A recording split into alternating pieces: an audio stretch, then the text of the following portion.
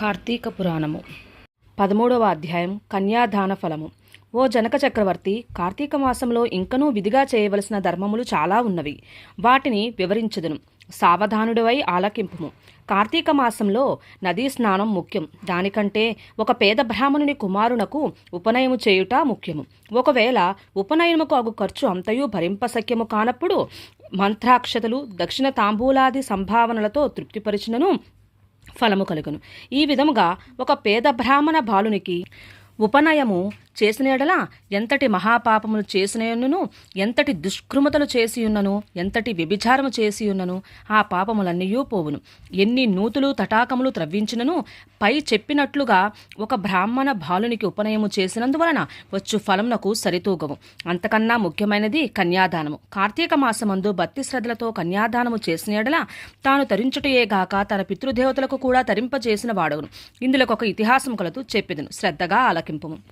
సువీర చరిత్రము. ద్వాపరయుగంలో వంగదేశంలో గొప్ప పరాక్రమవంతుడు సూర్యుడు అయిన సువీరుడను ఒక రాజు ఉండెను. అతనికి రూపవతి భార్య కలదు. ఒకసారి సువీరుడు శత్రురాజులచే ఓడింపబడిన వాడై భార్యతో అరణ్యములకు పారిపోయి ధనహీనుడై నర్మదా నదీ తీరమందొక పర్ణశాలను నిర్మించుకుని కందమూల ఫలాదులను భక్షించుచు కాలము గడుపుచుండెను. కొన్ని రోజులకు అతని భార్య ఒక బాలికను కనెను. ఆ బిడ్డను అతి గారాభముతో పెంచుచుండ్రి. క్షత్రియ వంశమునందు జన్మించిన ఆ బాలికకు ఆహారాది సదుపాయములు సరిగ్గా లేకపోయినప్పటికీ శుక్లపక్ష చంద్రుని వలె దినదినాభివృద్ధి నొందుచు అతి గారాభముతో పెరుగుచుండెను. ఆమె చూచువారుకు కనుల పండువగా ముద్దులకు మాటలతో చాలా ముచ్చటగా ఉండును. దినములు గడిచిన కొలది బాలికకు నిండు యవన దశ వచ్చును. ఒక దినము వానప్రస్థుని కుమారుడు ఆ బాలికను గాంచి ఆమె అందచందములు పరవశుడై ఆ బాలికను తనకిచ్చి పెండ్లు చేయమని ఆ రాజును కోరెను. అందులకు ఆ రాజు, ఓ మునిపుత్ర, ప్రస్తుతము నేను కడు భేదస్థితిలో ఉన్నాను. అష్టదరిద్రములను అనుభవించుచున్నాను. మా కష్టములు తొలుగుటకు గాను నాకు కొంత ధనమిచ్చిన ఎడల నా కుమార్తెను ఇచ్చి పెండ్లు చేతునని చెప్పగా తన చేతిలో రాగి పైసాయినను లేకపోవటచే బాలికపై ఉన్న మక్కువతో ఆ మునికుమారుడు నర్మదా తీరమున కుబేరుని గూర్చి ఘోర తపమాచరించి కుబేరుని మెప్పించి ధనపాత్ర సంపాదించను. రాజు ఆ పాత్రను పుచ్చుకొని సంతోషించి తన కుమార్తెను మునికుమారునికిచ్చి పెండ్లి చేసి నూతన దంపతులు ఇద్దరిని అత్తవారింటికి పంపెను. అటులా మునికుమారుడు భార్యను వెంటబెట్టుకుని వెళ్లి తల్లిదండ్రులను నమస్కరించి అంతమందకు జరిగిన వృత్తాంతమంతయూ చెప్పి భార్యతో సుఖం అనుభవించుచూ ఉండెను. సువీరుడు మునికుమారుడిచ్చిన ధనపాత్రను తీసుకుని స్వేచ్ఛగా ఖర్చు పెట్టుచు భార్యతో సుఖంగా ఉండెను. అటులా కొంతకాలం జరిగిన తర్వాత ఆ రాజు భార్యామణి మరొక బాలికను కనెను. ఆ బిడ్డకు కూడా యుక్త వయస్సు రాగానే మరలా ఎవరికైనా ధనమునకు అమ్మవచ్చునన్న ఆశతో ఎదురుచూచుచుండెను. ఒకనొక సాధుపుంగవుడు తపతీ నది తీరము నుండి నర్మదా నది తీరమునకు స్నానార్థమై వచ్చును. దారిలో ఉన్న సువీరును కలుసుకొని, పోయి నీవెవడవు?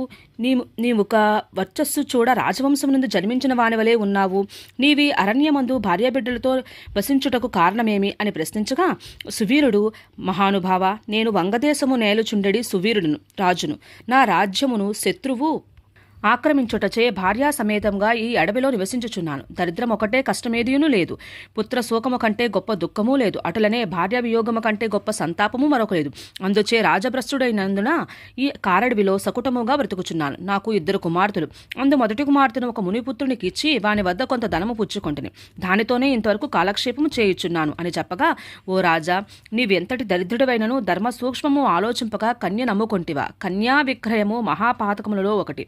కన్యను విక్రయించిన వారి అసిపత్రావన మమ నరకం అనుభవించుదురు. ఆ ద్రవ్యముతో దేవముని పితృదేవత ప్రీత్యర్థమై ఏ వ్రతము చేసినను వారు నశింతురు. అదియునుగాక కన్యా విక్రయము చేసిన వారికి పితృదేవతలు పుత్ర సంతతి కలుగకుండా శపింతురు. అటులనే కన్యను ధనమిచ్చి కొనిన పెండ్లాడిన వారు చేయి గృహస్థ ధర్మములు వ్యర్థమగుటయే కాక అతడు మహానరకం అనుభవించుచు కన్యా విక్రయము చేసిన వారికి ఎట్టి ప్రాయశ్చిత్తము లేదని పెద్దలు వక్కానించియే ఉన్నారు. కావున రాబోయే కార్తీక మాసమున నీ 2వ కుమార్తెను నీ శక్తి కొలది బంగారు ఆభరణములతో అలంకరించి సదాచార సంపన్నునకు ధర్మబుద్ధి గలవానికి కన్యాదానము చేయుము. అటుల చేసిన ఎడల గంగా స్నానం అనరించిన ఫలము, అశ్వమేధ యాగము చేసిన ఫలమును పొందుటయేగాక మొదటి కన్యను అమ్మిన దాని సాఫలము కూడా తొలగిపోవును. అవి రాజునకు హితోపదేశము చేయగా అందుకు ఆ రాజు చిరునవ్వినవి, ఓ మునివర్య, దేహసుఖము కంటే దాన ధర్మముల వలన వచ్చిన ఫలము ఎక్కువ. తాను బ్రతికుండి భార్యాబిడ్డలతోనూ స్త్రీ సంపదలతోనూ సుఖముగా ఉండక చనిపోయిన తర్వాత వచ్చడి ఏదో మోక్షము కొరకు ప్రస్తుతం ఉన్న అవకాశమును చేతులారా జారవిడమంటారా?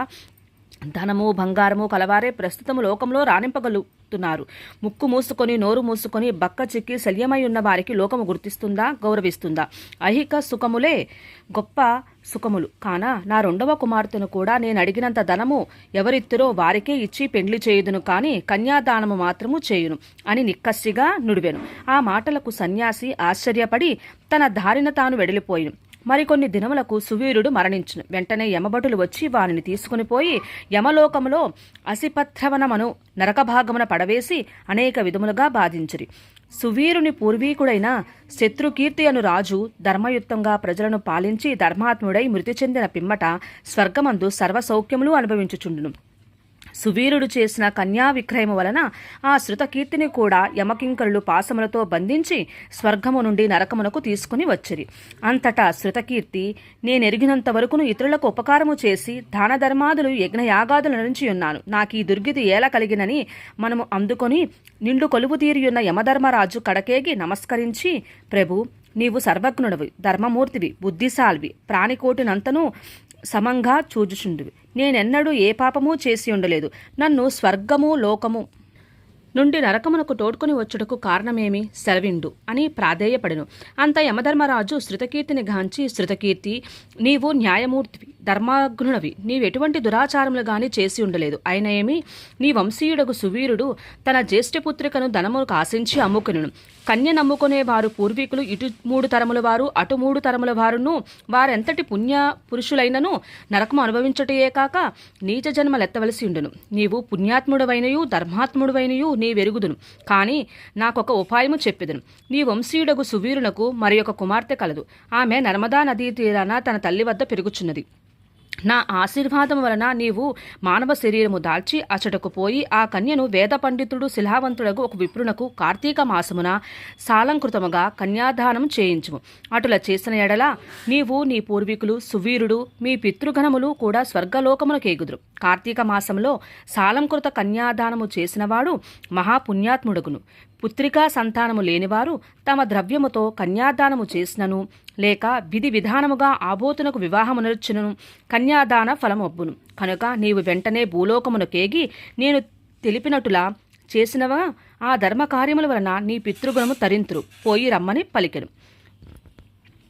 శృతకీర్తి యమునకు నమస్కరించి సెలవు తీసుకుని నర్మదా నదీ తీరమున ఒక పర్ణ కుటీరంలో నివసించుచున్న సువీరుని భార్యను కుమార్తెను చూసి సంతోషపడి ఆమెతో యావత్తు విషయములు వివరించి కార్తీక మాసమున సువీరుని 2వ కుమార్తెను సాలంకృత కన్యాదాన పూర్వకంగా చతుర్వేదములు చదివిన ఒక బ్రాహ్మణ యువకునికిచ్చి అతి వైభవముగా వివాహం చేసెను. అటుల కన్యాదానము చేయుట వలన సువీరుడు కూడా పాప విముక్తుడై స్వర్గలోకములో ఉన్న పితృదేవతలను కలుసుకొనెను. కన్యాదానము వలన మహాపాపములు కూడా నాశనమగును. వివాహ విషయములో వారికి మాట సహాయము చేసినను పుణ్యము కలుగును. కార్తీక మాసమున కన్యాదానము చేయవలయునని దీక్షభూని ఆచరించినవాడు విష్ణు సాన్నిధ్యము పొందెను. శక్తి కలిగియుండి ఉదాసీనత చూపువాడు శాశ్వత నరకమును కేగును. 13వ అధ్యాయము 13వ రోజు పారాయణము సమాప్తం.